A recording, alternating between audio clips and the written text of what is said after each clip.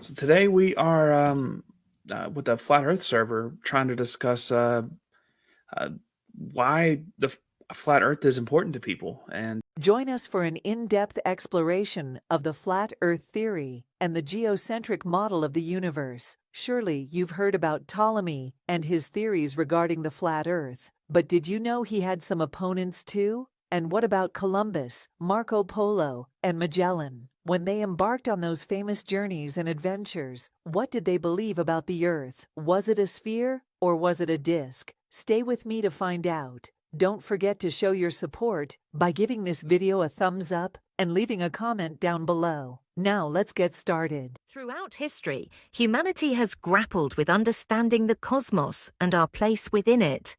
One of the most enduring debates revolves around the shape of the Earth and the structure of the universe. From ancient civilizations to the Renaissance, various theories and models have been proposed, challenged, and refined, leading to significant shifts in our understanding of cosmology. The heart of this exploration is Claudius Ptolemy, a towering figure in ancient astronomy. Ptolemy's work, Almagest, compiled in the 2nd century AD, presented a comprehensive treatise on the geocentric model of the universe. In Ptolemy's cosmology, the Earth was considered the stationary center of the universe, around which the sun, moon, planets, and stars orbited in perfectly circular paths. This model was heavily influenced by the philosophical and scientific traditions of ancient Greece, particularly the works of Aristotle and Hipparchus. Ptolemy's geocentric model held sway for centuries, but it was not without its detractors. One notable opponent was Aristarchus of Samos, who proposed a heliocentric model of the universe, with the sun at the center and the Earth revolving around it. However, Aristarchus's revolutionary ideas were largely ignored during his time, and Ptolemy's geocentric model remained dominant. The Roman era saw the adoption and further development of Ptolemaic cosmology. Roman astronomers such as Geminus contributed to the refinement of astronomical theories and observations, solidifying the geocentric view of the universe in Western thought. Before the Roman era and the time of Marco Polo, several ancient civilizations and thinkers demonstrated that the Earth is a sphere through various methods and observations. One of the earliest recorded instances of this realization dates back to ancient Greece.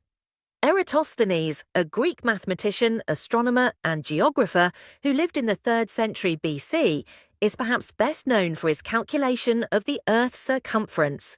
By measuring the angle of the sun's rays at 2 different locations on Earth, Alexandria and Siena, and knowing the distance between them, Eratosthenes was able to estimate the Earth's size with remarkable accuracy.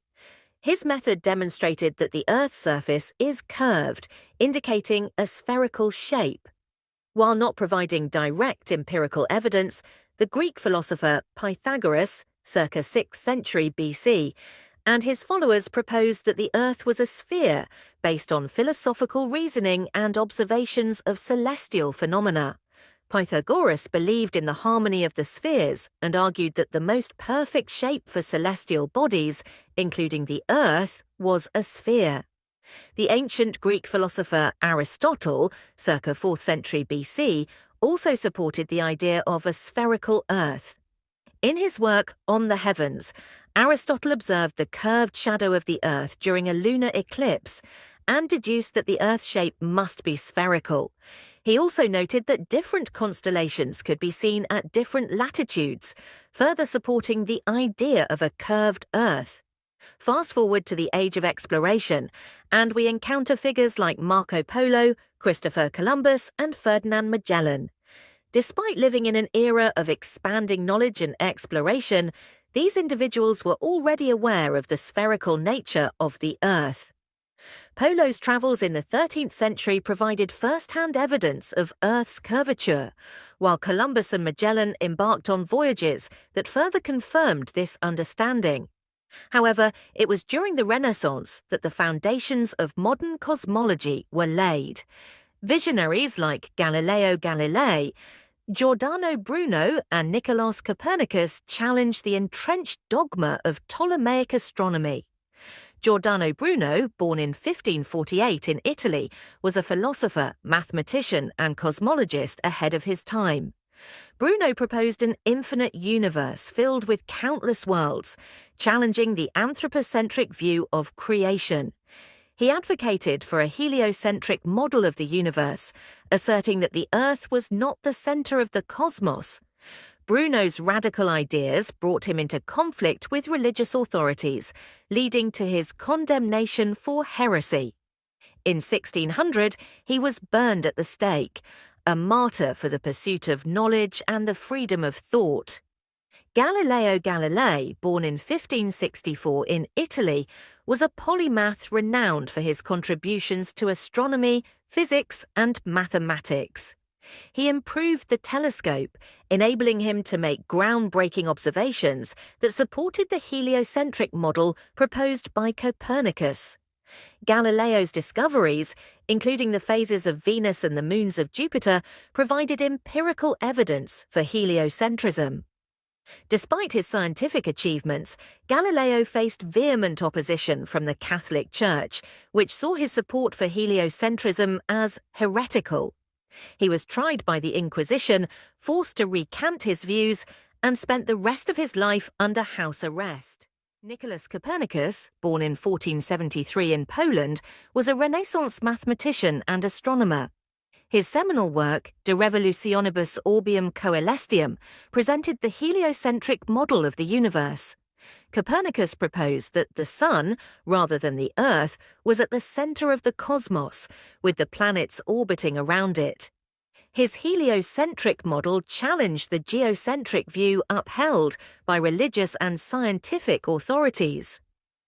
Although Copernicus faced criticism during his lifetime, his ideas laid the groundwork for modern astronomy.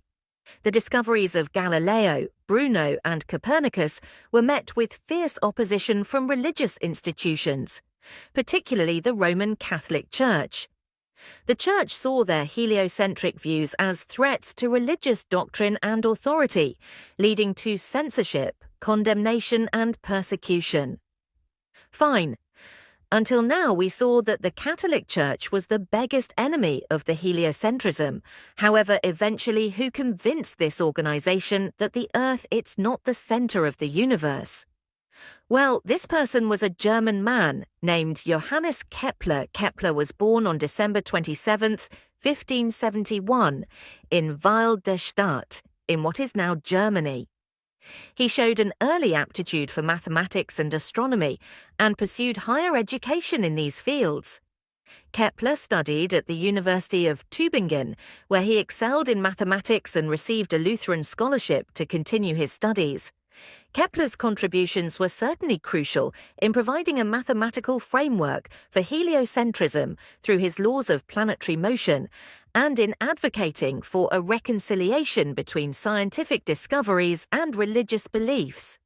However, the acceptance of heliocentrism was a complex process that involved the cumulative efforts of multiple individuals over several centuries.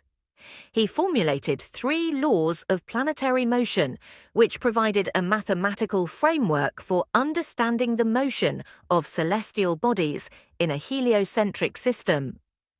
Kepler's laws replaced the complex and inaccurate system of epicycles and deference proposed by Ptolemy and refined by Copernicus. Kepler's laws were based on empirical observations and rigorous mathematical analysis, making them difficult to refute. Unlike Galileo, Kepler sought to reconcile his scientific discoveries with religious beliefs, particularly those of the Catholic Church. Kepler argued that the heliocentric model of the universe did not necessarily contradict the Bible's teachings, but rather offered a deeper understanding of God's creation. His efforts to bridge the gap between science and religion helped to alleviate some of the Church's concerns about heliocentrism. While Kepler's work played a significant role in advancing heliocentrism and gaining acceptance within the scientific community, It was not until much later that the Catholic Church officially recognized the heliocentric model. In 1822, the Catholic Church removed Galileo's works from the Index of Forbidden Books, signaling a tacit acceptance of heliocentrism. Finally, in 1992, Pope John Paul II officially acknowledged that the Church had erred in condemning Galileo, acknowledging the validity of heliocentrism as a scientific theory. Now that we've explored how our understanding of the world has evolved over history, let's shift our focus to the planets in our solar system. How many years have we known about them? Known since ancient times, Mercury was observed by numerous civilizations, including the Babylonians, Greeks, and Egyptians. Its visibility to the naked eye allowed for its recognition as a planet long before the advent of telescopes. Similarly, Venus has been known since ancient times due to its bright appearance in the sky. Early astronomers, such as the Babylonians and Greeks, observed and recorded its movements. Mars, often referred to as the Red Planet, has been observed for millennia. Ancient civilizations, including the Babylonians and Egyptians, documented its motion across the night sky. Jupiter, the largest planet in our solar system, has been known since ancient times. It was observed by civilizations such as the Babylonians and Greeks, who recorded its movements among the stars. Saturn's discovery is attributed to ancient civilizations, including the Babylonians and Greeks. Its distinctive rings were first observed by Galileo Galilei in 1610 through his telescope. Uranus was the first planet to be discovered using a telescope. It was first observed by the British astronomer Sir William Herschel on March 13, 1781.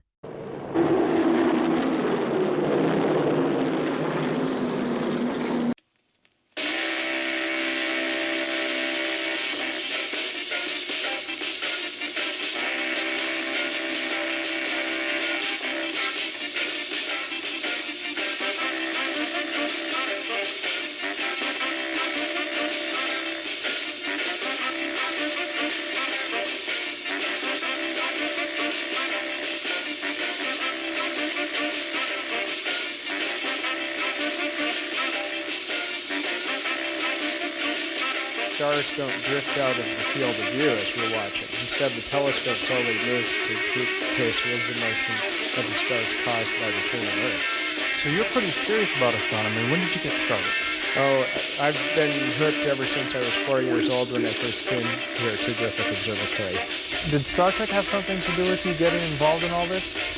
Well, I've always been a fan of Star Trek, and I think actually imagining traveling from star to star is greatly, enhanced by Star Trek.